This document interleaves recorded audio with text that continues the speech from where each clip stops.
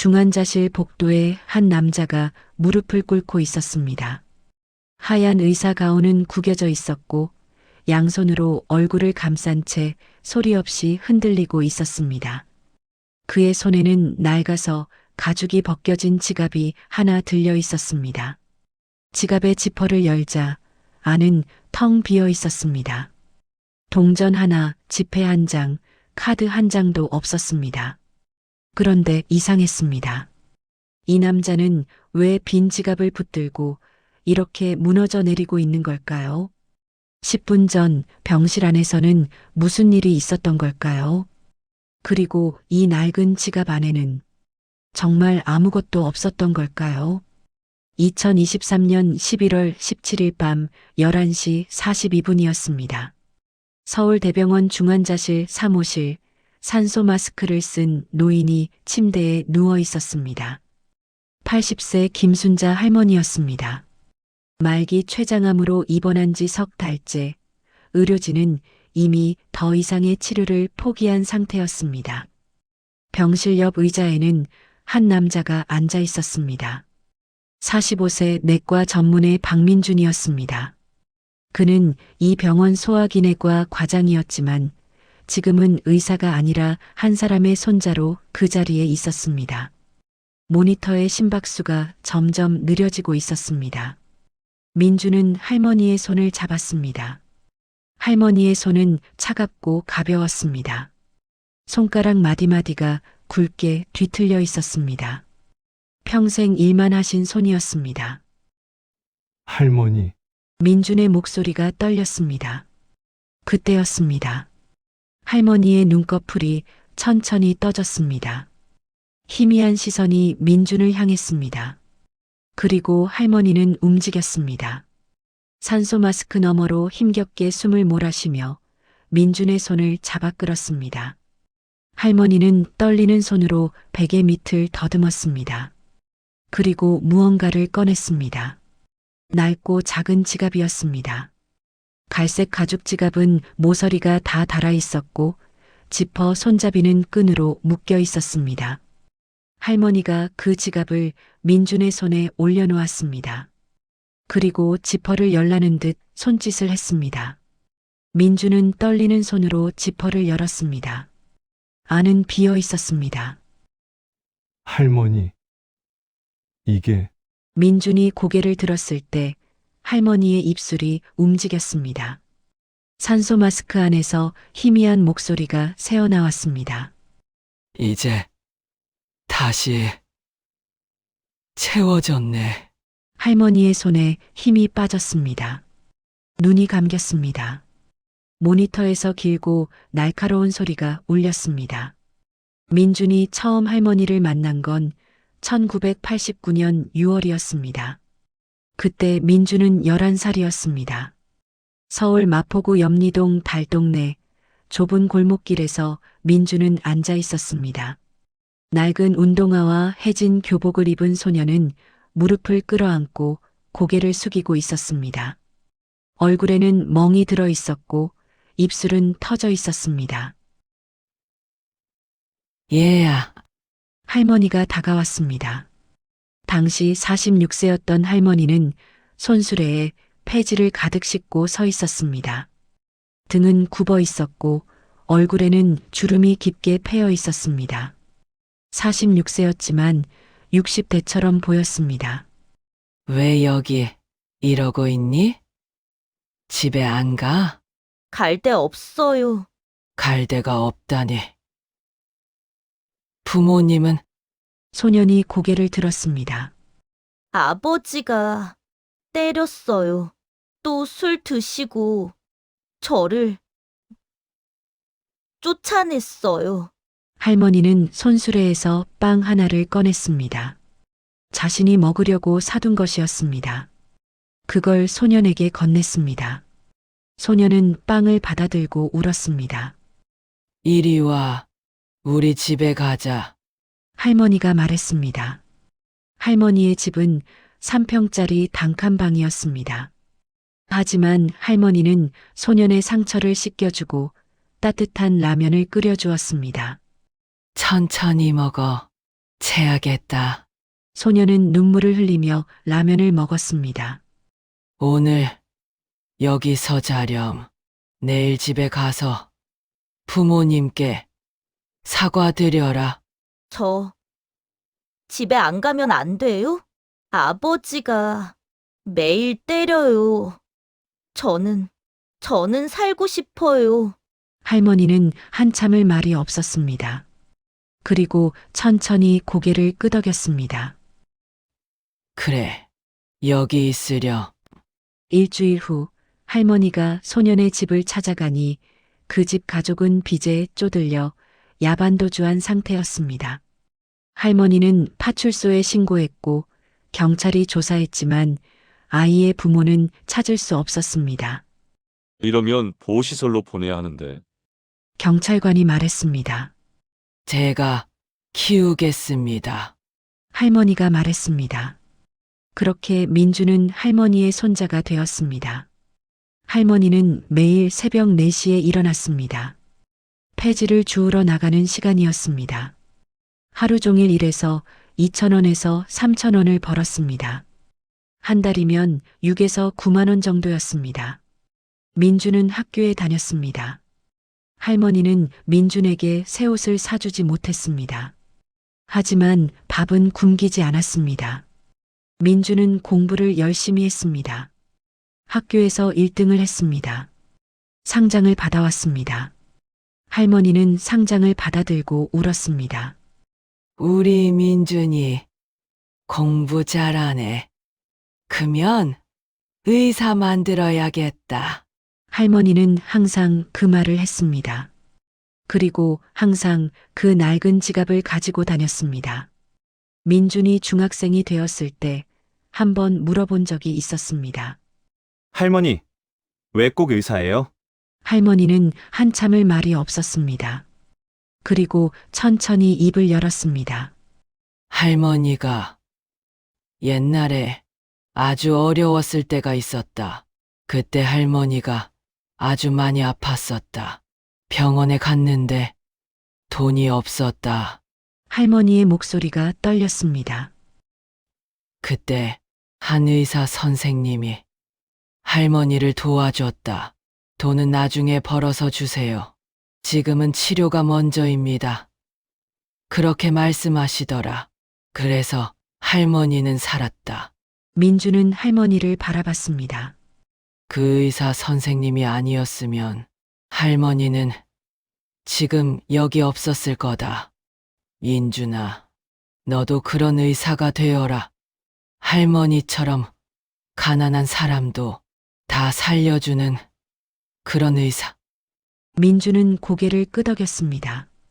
네, 할머니, 꼭 그런 의사가 될게요. 1990년대가 지나고 2000년대가 왔습니다. 폐지값이 조금 올랐습니다. 할머니는 한 달에 15만 원에서 24만 원을 벌었습니다. 민주는 고등학생이 되었습니다.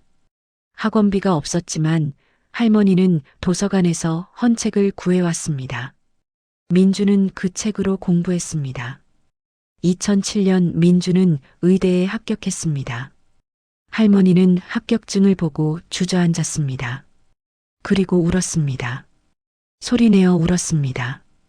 우리 민준이 의사 된다. 할머니는 그때 64세였습니다.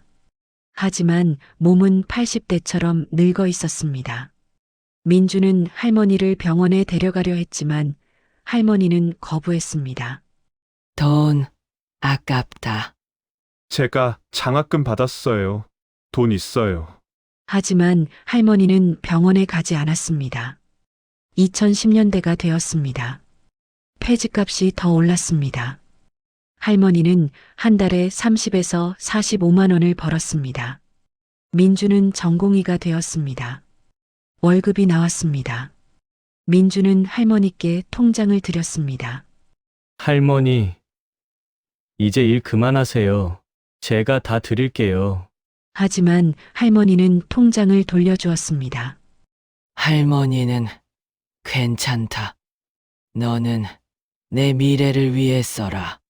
민주는 이해할 수 없었습니다. 그리고 할머니는 여전히 그 빈 지갑을 가지고 다녔습니다. 2023년 8월 할머니가 쓰러졌습니다. 췌장암 사기. 이미 간과 폐로 전이된 상태였습니다. 언제부터 아프셨어요?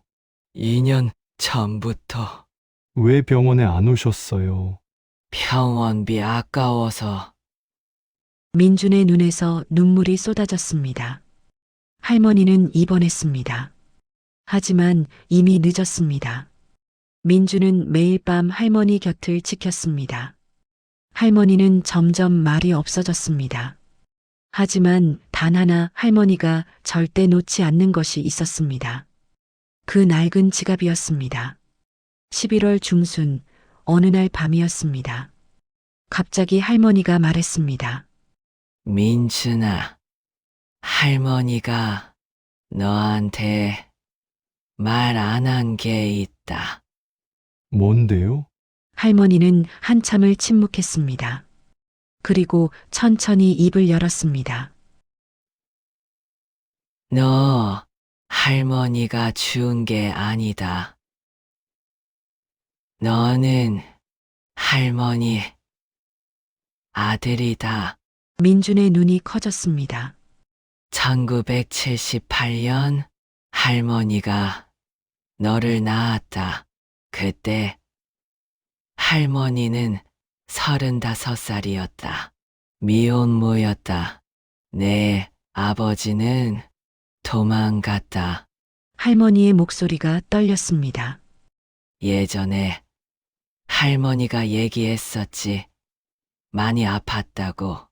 하지만 사실은 그때가 널 낳을 때였다. 할머니는 널 낳을 돈이 없었다. 병원비도 없었다. 그런데 그때 한 의사 선생님이 있었다. 동네 작은 산부인과였다. 할머니가 돈이 없다고 하니까 그분이 말씀하셨다. 돈은 나중에 벌어서 주세요. 아기가 먼저입니다. 그래서 할머니는 너를 낳을 수 있었다. 할머니는 너를 처음 안았다. 너는 너무 작았고 할머니 손가락을 꼭 잡고 있었다. 그 순간 할머니는 생각했다. 이 아이를 위해 무엇이든 하고 싶다고. 그리고 이 아이가 저 의사 선생님 같은 사람이 되면 얼마나 좋을까?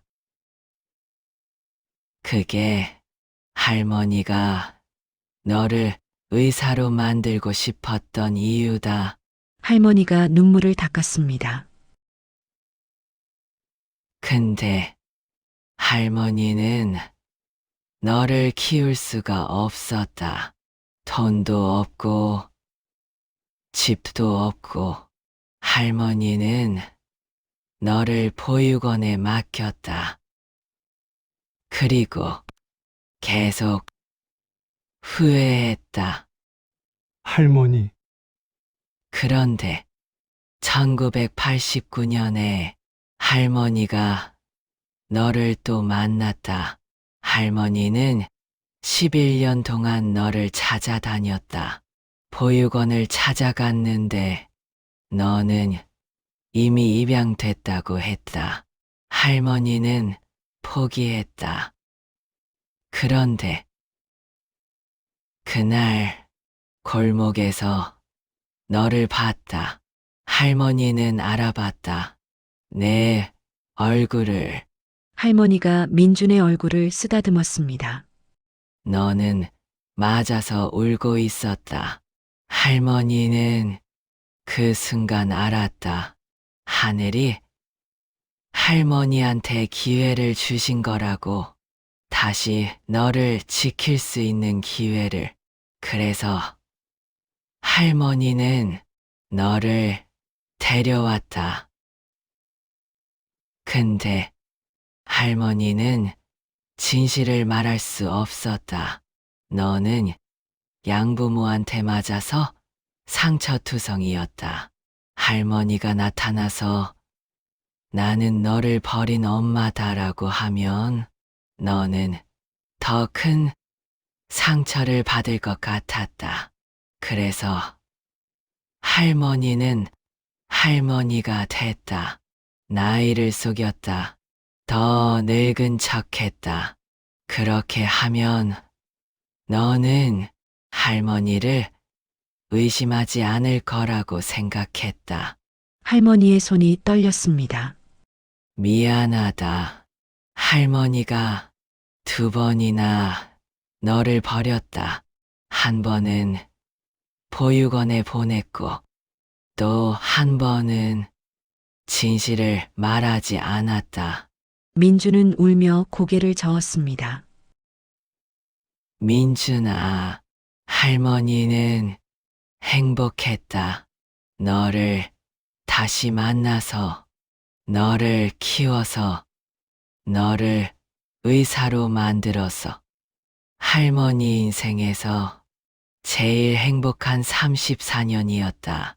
할머니의 손에 힘이 빠지기 시작했습니다. 일주일이 지났습니다. 11월 17일 밤 11시였습니다. 모니터의 경고음이 울리기 시작했습니다. 민주는 할머니의 손을 잡았습니다. 할머니, 할머니, 그때 할머니의 눈이 떠졌습니다. 마지막 힘을 쥐어짰습니다. 손이 베개 밑으로 들어갔습니다. 그리고 그 낡은 지갑을 꺼냈습니다. 할머니가 떨리는 손으로 지갑을 민준의 손에 올려놓았습니다. 민준은 지퍼를 열었습니다. 안은 비어 있었습니다. 할머니, 이게 뭐예요? 할머니의 입술이 움직였습니다. 이제 다시 채워졌네. 그리고 할머니의 손이 민준의 얼굴을 향했습니다. 떨리는 손가락이 민준의 뺨을 가리켰습니다. 거기 다 있잖아. 할머니의 손이 떨어졌습니다. 눈이 감겼습니다. 모니터에서 긴 소리가 울렸습니다. 장례식은 3일장으로 치러졌습니다. 민주는 빈소에 앉아 그 지갑을 들여다봤습니다. 민주는 지갑을 꼼꼼히 살폈습니다. 안쪽 천에 실로 꿰맨 자국이 있었습니다. 민주는 조심스럽게 실을 풀었습니다. 그러자 연필로 쓴 글씨가 나타났습니다. 1978년 3월 15일 우리 아들 사진 넣을 곳. 민준의 손이 떨렸습니다. 카드칸 뒤쪽에 숨겨진 주머니가 있었습니다. 그 안에서 낡은 사진 한 장이 나왔습니다. 갓난아기 사진이었습니다. 흑백 사진이었습니다. 사진을 뒤집었습니다. 뒷면에 펜으로 쓴 글씨가 있었습니다. 1978년 3월 15일 내 아들 미안하다. 엄마가 민준의 눈에서 눈물이 쏟아졌습니다. 할머니는 45년 전에 이 지갑을 샀습니다. 자신이 낳은 아들의 사진을 넣으려고. 하지만 아들을 보육원에 보냈습니다. 그래서 이 지갑은 비어 있게 됐습니다. 11년 후 다시 아들을 만났습니다. 하지만 엄마라고 밝힐 수 없었습니다. 대신 할머니가 되었습니다. 그리고 34년 동안 이 빈 지갑을 가지고 다녔습니다. 장례식이 끝나고 민주는 할머니의 집을 정리했습니다. 민주는 서랍을 열었습니다. 맨 밑에서 낡은 통장 하나를 발견했습니다. 통장을 펼쳤습니다. 민준의 이름으로 된 통장이었습니다. 1989년 6월부터 2023년 8월까지 매달 빠짐없이 입금되어 있었습니다. 1989년부터 1999년 매달 2만 원, 2000년부터 2009년 매달 5만 원, 2010년부터 2023년 매달 10만 원, 34년, 408개월, 총 2,580만 원. 민주는 통장을 떨어뜨렸습니다. 할머니는 한 달에 6만 원에서 45만 원을 버셨습니다. 그중 2만 원에서 10만 원을 저축하셨던 겁니다. 자신은 나머지 돈으로 살면서 민주는 주저앉았습니다. 엄마, 그때 통장 사이에서 종이 한 장이 떨어졌습니다. 편지였습니다. 할머니의 글씨였습니다. 민준아, 엄마가 이 편지를 쓰는 건 2023년 7월이다. 엄마, 몸이 많이 아프다. 엄마는 너한테 미안한 게 많다. 좋은 옷도 못 사주고, 맛있는 것도 못 해주고, 너는 항상 엄마한테 돈을 주려고 했지.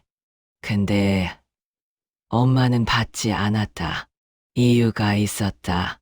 엄마는 내가 의사가 되는 걸 봐야 했다. 그리고 너는 의사가 됐다. 엄마는 너무 행복했다. 근데 엄마는 또 하나 바라는 게 있었다. 너한테 줄 게 있어야 했다. 그래서 엄마는 돈을 모았다. 네 이름으로. 이 돈은 네 거다. 그리고 엄마 지갑 있지? 그 빈 지갑. 그 지갑은 1978년에 샀다. 네가 태어난 해 엄마가 너를 처음 안았을 때 엄마는 그 지갑을 샀다. 그리고 마음속으로 다짐했다. 언젠가 이 지갑에 네 사진을 넣겠다고. 근데 엄마는 너를 보육원에 보냈다. 그래서 지갑은 비게 됐다. 11년 후 엄마는 너를 다시 만났다. 하지만 진실을 말할 수 없었다. 그래서 엄마는 할머니가 됐다. 그리고 34년 동안 빈 지갑을 들고 다녔다. 이제 엄마는 그 지갑을 너한테 준다. 이제 너는 네 사진을 넣어도 된다. 민준아, 엄마가 너를 낳았을 때 한 의사 선생님이 엄마를 도와줬다. 그분이 아니었으면 너는 이 세상에 없었을 거다. 그래서 엄마는 생각했다. 우리 아들도 그런 사람이 되면 얼마나 좋을까? 돈 없는 사람도 살려주는 그런 의사. 그리고 너는 정말 그렇게 됐다. 엄마는 너무 자랑스럽다. 엄마는 행복했다. 너를 다시 만난 34년이 엄마 인생에서 제일 행복한 시간이었다. 고맙다. 우리 아들. 그리고 미안하다. 할머니가, 아니, 엄마가. 장례식장을 나올 때였습니다. 민주는 할머니의 관 앞에 섰습니다. 손에는 그 낡은 지갑이 들려 있었습니다. 민주는 지갑을 열었습니다. 그리고 안에 자신의 사진을 넣었습니다. 의사 가운을 입은 지금의 모습이었습니다. 그리고 그 옆에 45년 전 갓난아기 사진도 함께 넣었습니다. 그리고 그 사이에 할머니의 사진도 넣었습니다. 1978년 35세 때 찍은 할머니의 사진이었습니다. 젊고 슬픈 얼굴이었습니다. 엄마, 민주는 처음으로 그렇게 불렀습니다. 이제 정말 채워졌어요. 엄마가 키워주신 이 아들이 의사가 됐어요. 민주는 관 위에 지갑을 올려놓으려다가 멈췄습니다. 그리고 다시 주머니에 넣었습니다. 엄마, 이 지갑은 제가 가지고 갈게요. 엄마가 45년 동안 채우려고 했던 이 지갑, 이제 제가 평생 가지고 다닐게요. 민준의 목소리가 떨렸습니다. 엄마, 저는 행복했어요. 할머니로 만나서 정말 행복했어요. 엄마가 할머니 노릇하면서 사랑 주신 거 다 느꼈어요. 민준이 눈물을 닦았습니다. 그리고 엄마 소원 이뤘어요. 저 엄마처럼 돈 없는 사람도 살려주는 의사가 됐어요. 엄마를 살려준 그 의사 선생님처럼 저도 누군가의 생명을 구하는 사람이 됐어요. 민준이 마지막으로 말했습니다. 엄마, 사랑해요. 그리고 이제 편히 쉬세요. 그날 이후 민준은 그 지갑을 항상 가지고 다닙니다. 병원에 갈 때도 집에 올 때도 항상 주머니에 넣고 다닙니다. 지갑 안에는 3장의 사진이 들어 있습니다. 45년 전 갓난아기, 35세 때의 젊은 엄마, 그리고 지금의 의사. 민주는 가끔 지갑을 꺼내봅니다. 그리고 생각합니다. 이 지갑은 45년 동안 비어 있었지만 실제로는 45년 동안 가득 차 있었습니다. 할머니의 사랑으로, 아니, 엄마의 사랑으로. 그리고 이제 민주는 엄마가 원했던 그 의사가 되었습니다. 병원비를 낼 수 없는 환자를 만나면 민주는 먼저 치료합니다. 그리고 말합니다. 돈은 나중에 벌어서 주세요. 지금은 치료가 먼저입니다. 45년 전 엄마를 살려준 그 의사처럼 빈 지갑 하나, 그 안에는 45년간의 기다림이 담겨 있었습니다. 엄마라고 불릴 수 없었던 여인의 침묵이 담겨 있었습니다. 그리고 할머니라는 이름 뒤에 숨겨야 했던 사랑이 담겨 있었습니다. 빈 지갑은 이제 채워졌습니다. 하지만 민준의 가슴 속 빈자리는 평생 채워지지 않을 것입니다. 오늘 이야기는 여기까지입니다. 혹시 여러분도 누군가를 사랑하고 계신가요?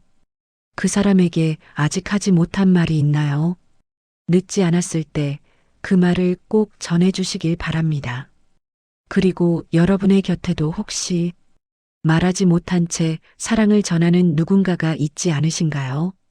오늘 당연하다고 생각했던 그 사람의 희생이 사실은 온 생애를 건 사랑이었을지도 모릅니다. 늦지 않았을 때 한 번만 더 안아주세요. 늦지 않았을 때 그 손을 한 번만 더 잡아주세요. 오늘 이야기가 여러분의 마음에 닿았다면 좋아요 버튼을 눌러주시고 구독 버튼도 꼭 눌러주세요. 그리고 댓글로 여러분 곁에 소중한 분 이야기도 들려주세요. 황금빛 노을은 매일 여러분께 새로운 이야기를 전해드립니다.